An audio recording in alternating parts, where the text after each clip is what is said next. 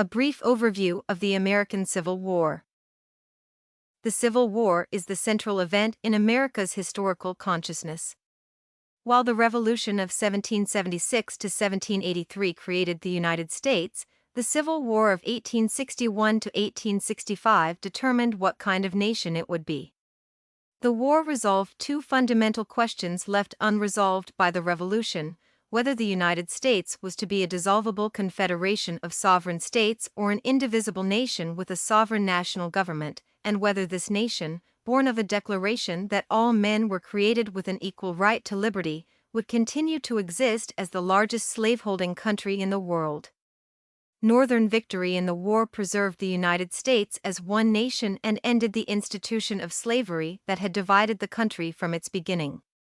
But these achievements came at the cost of 625,000 lives, nearly as many American soldiers as died in all the other wars in which this country has fought combined. The American Civil War was the largest and most destructive conflict in the Western world between the end of the Napoleonic Wars in 1815 and the onset of World War I in 1914. The Civil War started because of uncompromising differences between the free and slave states over the power of the national government to prohibit slavery in the territories that had not yet become states. When Abraham Lincoln won election in 1860 as the first Republican president on a platform pledging to keep slavery out of the territories, 7 slave states in the Deep South seceded and formed a new nation, the Confederate States of America. The incoming Lincoln administration and most of the Northern people refused to recognize the legitimacy of secession. They feared that it would discredit democracy and create a fatal precedent that would eventually fragment the no longer United States into several small, squabbling countries. The event that triggered war came at Fort Sumter in Charleston Bay on April 12, 1861. Claiming this United States fort as their own, the Confederate Army on that day opened fire on the Federal garrison and forced it to lower the American flag in surrender. Lincoln called out the militia to suppress this insurrection. 4 more slave states seceded and joined the Confederacy. By the end of 1861, nearly 1 million armed men confronted each other along a line stretching 1,200 miles from Virginia to Missouri. Several battles had already taken place near Manassas Junction in Virginia, in the mountains of western Virginia, where Union victories paved the way for creation of the new state of West Virginia, at Wilson's Creek in Missouri, at Cape Hatteras in North Carolina, and at Port Royal in South Carolina, where the Union Navy established a base for a blockade to shut off the Confederacy's access to the outside world. But the real fighting began in 1862.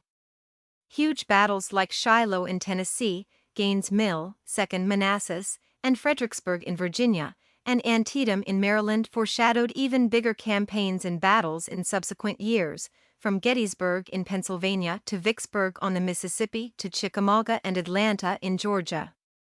By 1860, the original Northern goal of a limited war to restore the Union had given way to a new strategy of total war to destroy the Old South and its basic institution of slavery and to give the restored Union a new birth of freedom, as President Lincoln put it in his address at Gettysburg, to dedicate a cemetery for Union soldiers killed in the battle there. For 3 long years, from 1862 to 1865, Robert E. Lee's Army of Northern Virginia staved off invasions and attacks by the Union Army of the Potomac, commanded by a series of ineffective generals, until Ulysses S. Grant came to Virginia from the Western Theater to become General-in-Chief of all Union armies in 1864. After bloody battles at places with names like the Wilderness, Spotsylvania, Cold Harbor, and Petersburg, Grant finally brought Lee to bay at Appomattox in April 1865. In the meantime, Union armies and river fleets in the theater of war, comprising the Slave states west of the Appalachian Mountain chain, won a long series of victories over Confederate armies commanded by hapless or unlucky Confederate generals. In 1864 to 1865, General William Tecumseh Sherman led his army deep into the Confederate heartland of Georgia and South Carolina, destroying their economic infrastructure, while General George Thomas virtually destroyed the Confederacy's Army of Tennessee at the Battle of Nashville.